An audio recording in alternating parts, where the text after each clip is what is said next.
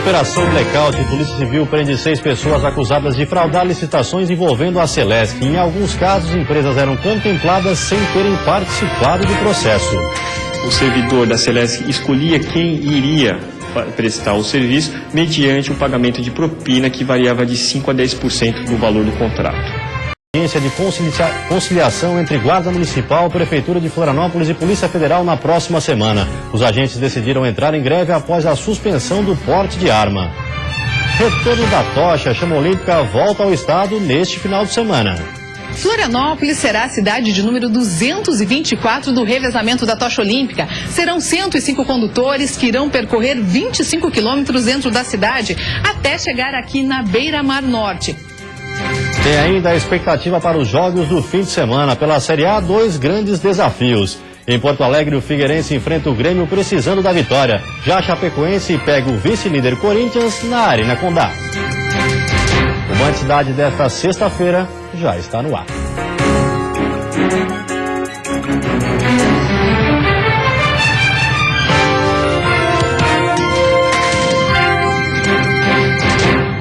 Olá, boa noite. Operação Blackout. 6 pessoas foram presas acusadas de fraudes em licitações da Celesc. As investigações da Polícia Civil começaram ainda em 2013 para apurar crimes contra o poder público cometidos no ano de 2010. Após uma auditoria realizada na Celesc, apontando irregularidades em licitações para a compra de aparelhos de telefonia, a polícia conseguiu ter acesso a documentos falsos que eram usados no esquema fraudulento. 3 empresas que eram de pessoas de uma mesma família foram contempladas em licitações, às vezes até sem ter participado do processo, com a ajuda de servidores de dentro da Celesc. Esses servidores recebiam entre 5% e 10% do valor do contrato em propina. Nesse procedimento licitatório teria sido utilizados documentos falsos que ensejaram a contratação de uma empresa que fazia parte de um grupo familiar envolvido com as irregularidades. As prisões dos envolvidos no esquema aconteceram em Pescaria Brava e Laguna, no sul do estado. Segundo a polícia, os prejuízos com as fraudes chegam a R$645 mil. As propostas eram encaminhadas e o servidor da Celesc escolhia quem iria prestar o serviço mediante o pagamento de propina que variava de 5% a 10% do valor do contrato. Das 6 pessoas presas, 2 mulheres já foram liberadas. Os outros 4, sendo 2 pessoas das empresas e 2 servidores da Celesc, serão encaminhados ao presídio e irão responder pelos crimes de fraude em licitações, peculato, uso de documentos falsos e associação criminosa. A polícia também solicitou o sequestro de bens e valores das 6 pessoas detidas na Operação Blackout. E a Justiça determinou que uma audiência de conciliação entre Guarda Municipal de Florianópolis, Prefeitura e Polícia Federal seja feita na próxima quinta-feira. Após terem o porte de arma suspenso pela Polícia Federal, os agentes decidiram ontem, em assembleia, entrar em greve a partir desse domingo por tempo indeterminado. A data foi escolhida pois cumpre determinação de anunciar com 72 horas de antecedência, exigência legal em casos de greves que envolvam o serviço essencial. Os 170 guardas alegam que, por questões de segurança, estavam cumprindo o expediente na sede da corporação. Por esse motivo, a Prefeitura anunciou ontem corte de horas extras e da gratificação de 30% referente ao risco de vida, caso eles não fossem para as ruas. Ontem mesmo, os guardas municipais atuaram na proteção de prédios públicos, mas não atenderam ocorrências. Por nota, a Polícia Federal informou que o convênio com a Prefeitura terminava no fim de junho e que já havia feito a comunicação, mas documentos necessários para a renovação do porte de armas não foram apresentados. A Prefeitura recorreu na Justiça quanto à extinção do convênio e aguarda a resposta judicial. Por esse motivo, a Justiça marcou para a próxima quinta-feira, às 2 horas da tarde, uma audiência de conciliação com o objetivo de buscar um acordo para encerrar a paralisação da Guarda Municipal de Florianópolis. A Guarda da capital foi criada em 2004 e nos primeiros 4 anos trabalhou sem arma de fogo. E começou a valer hoje a nova lei dos faróis. A partir de agora, trafegar por rodovias e túneis com o farol desligado é considerado uma infração média com multa de R$ 85,13, além de 4 pontos na carteira de habilitação. A proposta é para aumentar a segurança nas estradas durante o dia, já que o uso dos faróis torna o veículo mais visível. E o valor da multa deve aumentar a partir de novembro, quando as infrações médias devem sofrer reajustes. E você vai ver depois do intervalo, volta do frio muda novamente os hábitos dos catarinenses. E ainda aumenta o número de áreas liberadas para o cultivo de consumo de moluscos no litoral do estado. Cidade. Oferecimento. Pensou em implantes dentários? Pensou Cipo. Queires. Promoção Top 3. Compre e concorra a 3 carros.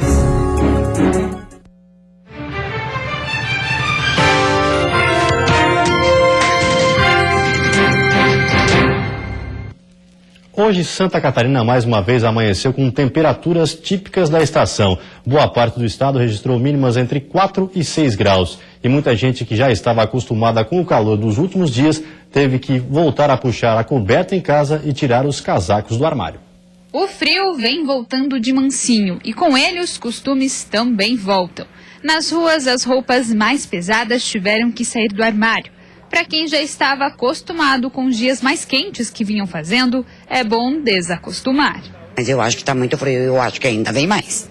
Tem que se preparar. Se preparar, se agasalhar bem. Mesmo agora, quando o sol começa a brilhar, é preciso que o agasalho esteja sempre à mão.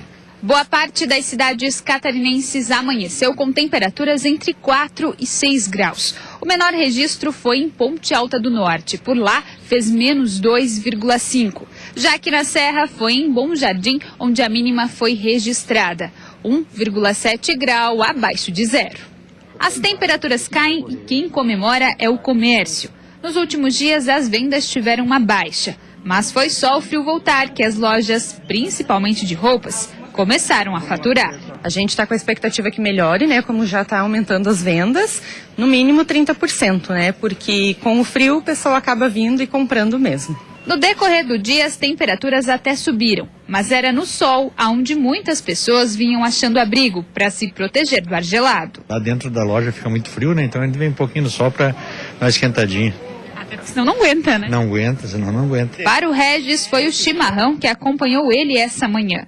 E nessas horas vale até sair com a garrafa e a cuia na rua mesmo. Afinal, é por aqui, onde faz mais frio. A gente aproveita, toma um chimarrão que tá frio, levanta mais... Esquenta. Isso, levanta, aí já esquenta o corpo, fica bem agradável.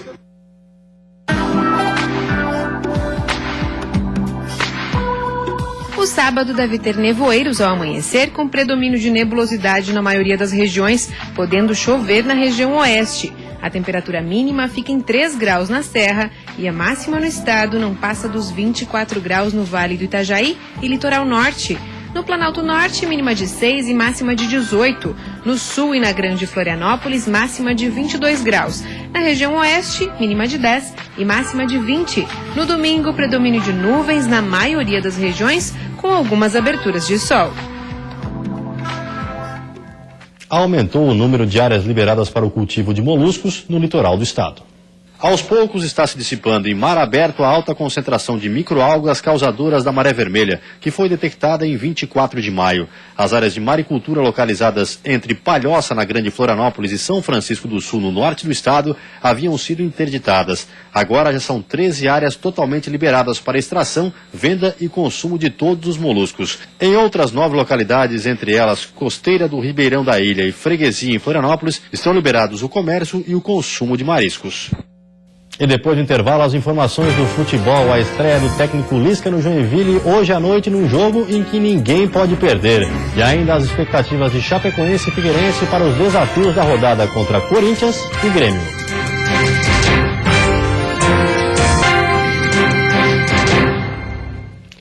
Futebol, o Figueirense, que está a 4 jogos sem vencer na Série A, tem um desafio difícil no domingo contra o Grêmio em Porto Alegre. Mesmo assim, a equipe está confiante.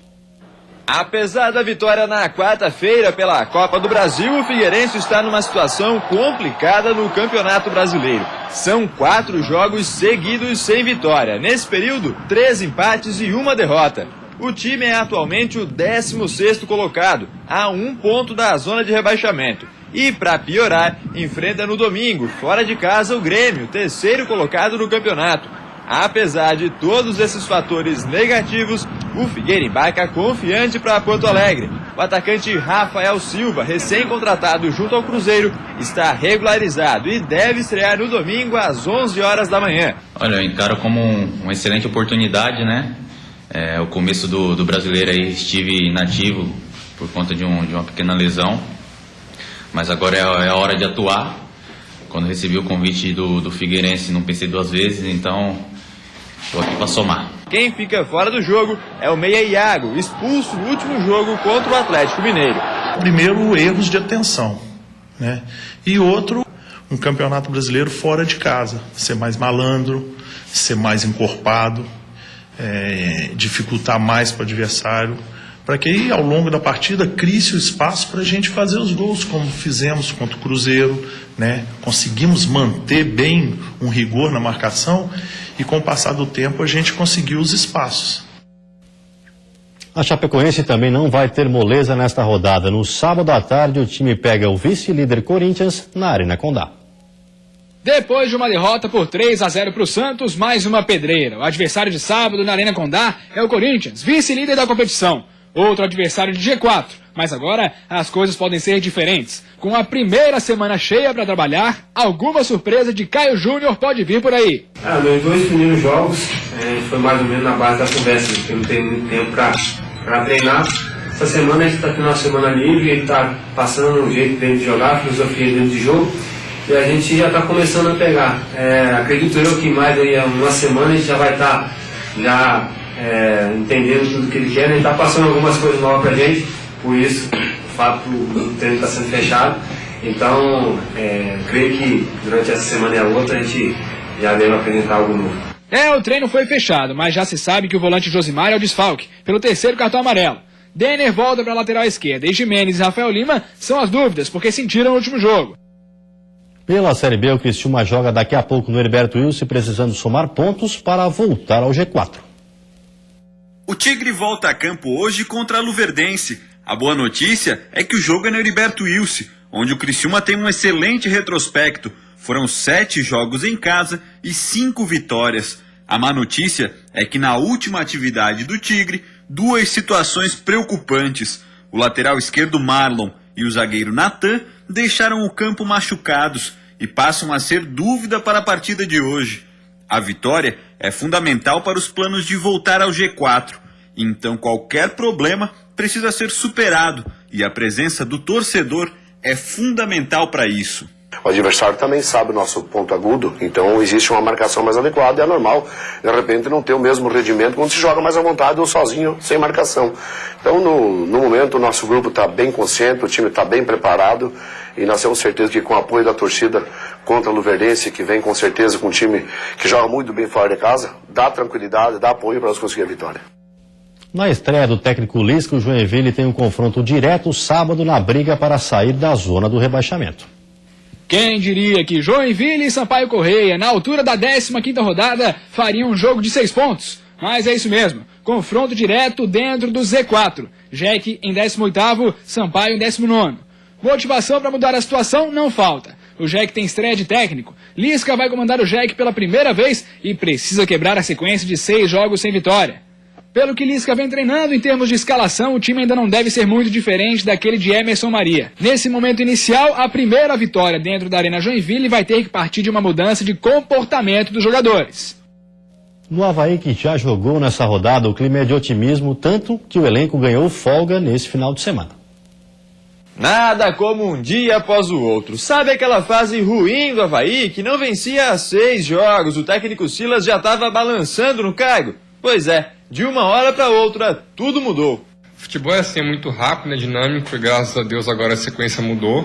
Agora a gente está 5 jogos sem perder. Depois de melhorar os resultados e o rendimento em campo, o Avaí terá agora uma semana até o próximo jogo, que será só na sexta-feira da semana que vem, contra o Oeste na Ressacada. Com todo esse tempo para trabalhar, o técnico Silas vai dar folga para o elenco nesse fim de semana e só volta aos trabalhos na segunda-feira. Essa folga serve para a gente trabalhar, acertar os erros, nada está exatamente certo, tem coisa para melhorar, para evoluir. Então é uma folga merecida, porém de muito trabalho para melhorar os erros. E depois do intervalo, a ANAC determina que companhias aéreas devolvam o valor pago por taxa de embarque em caso de desistência do voo. E veja também, o fim de semana vai ter a passagem da tocha olímpica por Santa Catarina.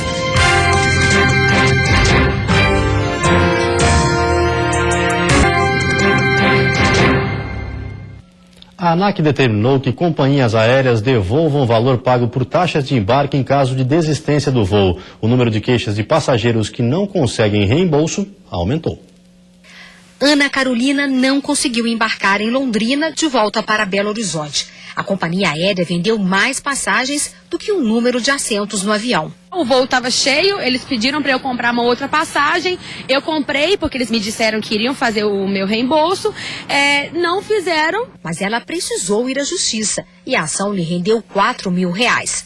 Ana Carolina recebeu, inclusive, o reembolso da taxa de embarque. É um direito, né? É um direito que você tem. Eu acho que não pode deixar isso passar. Tem que dar um exemplo. Se um começar, os outros vão também. E tem que ir. Não importa o motivo. Se o passageiro não viajou, tem direito de receber a taxa de embarque de volta. O reembolso deve ser feito em até 30 dias a partir da data do cancelamento. Vale para voos nacionais ou internacionais saindo do Brasil. A medida vale inclusive para quem não aparecer na hora do voo e não avisar. A taxa de embarque aqui em Belo Horizonte é de quase R$28. Mas ela varia de acordo com o aeroporto. Se o voo for internacional, o valor passa de R$100. A tarifa é para remunerar os aeroportos pelas prestações de serviços e instalações oferecidas. Eu não pisei aqui, não deu certo, não precisei de vir aqui. Eu quero meu dinheiro de volta. É justíssimo. Eu comprei e não usei, como é que eu vou fazer? Eu tenho que receber, ué.